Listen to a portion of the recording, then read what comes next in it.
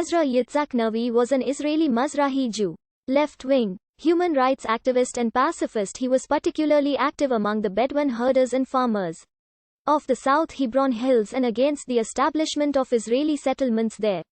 In what Uri Avneri described as a protracted effort by settlers to cleanse the area of Arab villages, in the prevention of which he played a key role.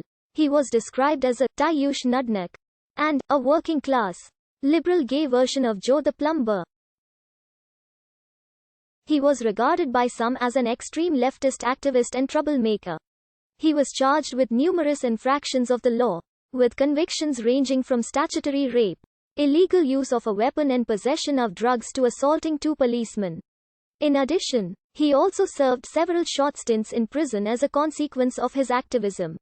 Defenders claimed that many of the prosecutions were politically motivated.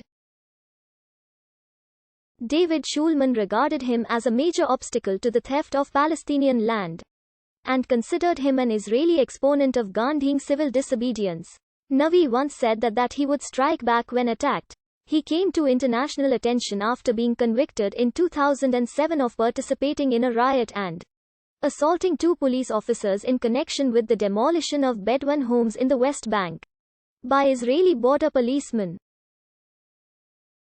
His trial and imprisonment spurred a worldwide protest against his treatment that elicited 20,000 signatures. In 2008, Nissam Mosek produced a film on his life, Private and Public, which had mixed reviews. In 2015, an undercover pro-settler group taped him bragging that he had identified Palestinian land brokers willing to sell land to Israeli or Jewish brokers to the PA security services.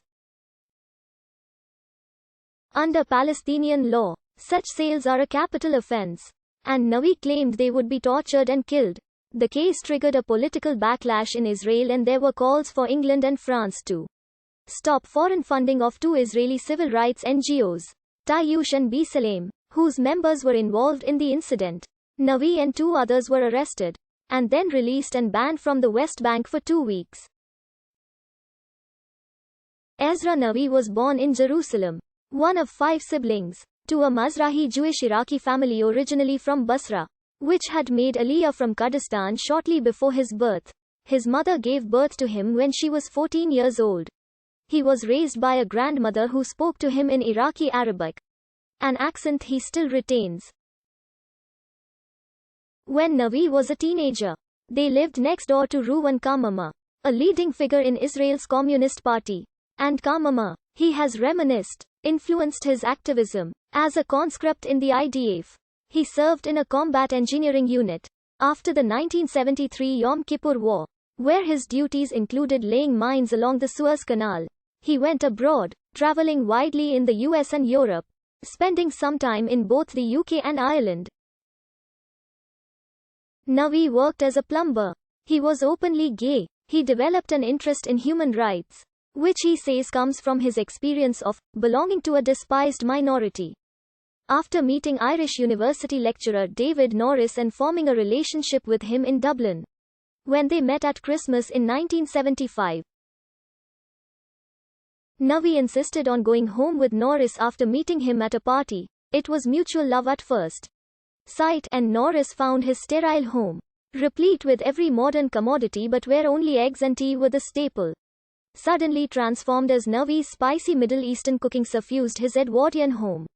Nawi mulled the idea of emigrating to Ireland. Norris helped him buy a home in Ramote. Their partnership, predominantly a mariage blanc since the physical side ended after 3 years, lasted 10 years, and ultimately broke up after Nawi refused to commit, having in the meantime fallen in love with an Israeli athlete, with whom he lived for a decade. The 3 remained on the best of terms. Nawi suffered his first stroke shortly after the release of the Avda broadcast. Close friends attributed it to the severe harassment he had experienced. He suffered a further stroke in the summer of 2020, and during his hospitalization doctors discovered he had a brain tumor. He had recurrent minor strokes later that year. In autumn, he died on the 9th of January 2021. Shortly before his death, he remarked to his friend David Shulman, "I did something good with my life, and to Amira has that. I could have done much more." His interest in human rights developed over several years while he shared his home in Jerusalem with a West Bank Palestinian, Fouad Moussa, who feared an honor killing because of his homosexuality. Nawi was convicted on charges of allowing his partner to live illegally with him in Israel. The difficulties they encountered acquainted him with the hardships of Arab life. And, he says, this was a turning point that led him to embrace an activist role in the West Bank in the 1980s. Friends and clients of Nawi's raised £30,000 to bail out